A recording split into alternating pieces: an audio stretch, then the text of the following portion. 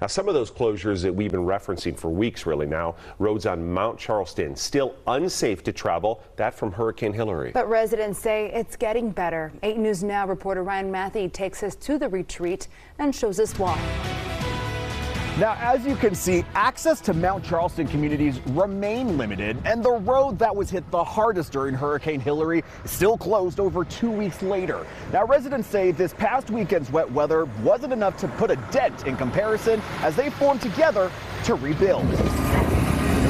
Materials by the ton continue to trek up to damaged areas. Roads seen here almost a week ago, still with chunks over 8 feet wide washed away that NDOT began repairing last week. The power is completely restored and boil water notices are lifted for most mountain communities. Even though it says water's good in our neighborhood, we're not drinking it. Chris Wills evacuated his longtime mountain residence before the water poured down, and says the entrances to his subdivision still don't look much better than this from weeks ago. I don't get to go up and see my neighbors up the hill because it's too dangerous of a drive.